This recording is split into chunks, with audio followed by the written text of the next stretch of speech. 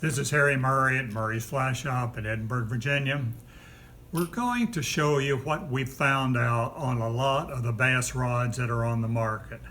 I have 5 of our most popular bass rods here before me. We've tested them. Some of them we've fished a great amount. Some of them are relatively new, so I'll show you what we found out on those. I'm going to start off with the Scott Radiant 9-foot 7-weight rod.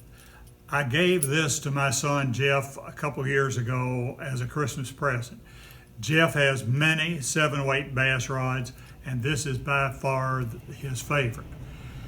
When Jim Barchi developed this rod, he constructed it in such a way that when we're making the cast, the bouncy tip that we were always familiar with were rods of just a few years ago. Jimmy has found a way to overcome that. What that consists of, when we're making that cast, that's giving us more distance with the same amount of power. I personally can get probably 20% more distance with the Scott Radiant than I can with any other rod on the market. Also, by having that damping action that Jimmy was able to build into it, it's given us more accuracy, casting back under tree limbs and throwing big bass bugs. Now, that is definitely my favorite of all the 9-foot 7-weight bass rods. That comes with a hard case, cloth sack, lifetime, shut it in the car door guarantee. That's a Scott Radiant. A year or two after Jimmy put that one on the market for Scott, he came out with the Scott Flex rod. Now, he's incorporated that damping action in it, although the Flex is not quite as powerful as the Radiant. I don't get quite the distance with it, but it is an outstanding bass rod. And that also comes with a cloth sack, a hard case, lifetime guarantee. That's the Scott Flex rod. Then the next one I've been testing is the Winston Kairos Rod. This is the lower price rod that Winston makes that is an outstanding rod in the price range it exists.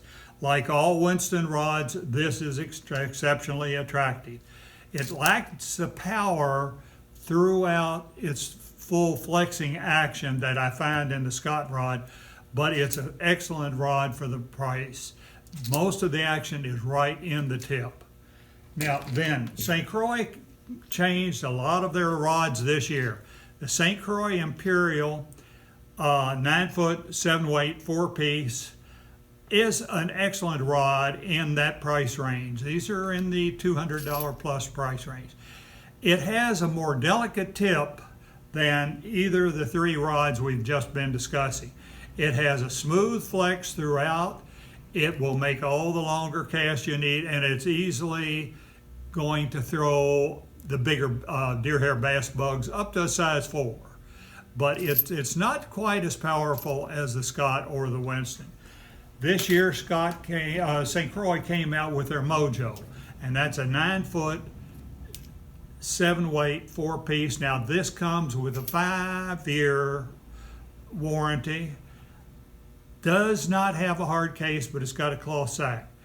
It flexes a little more throughout its entire length than the other rods we've been testing.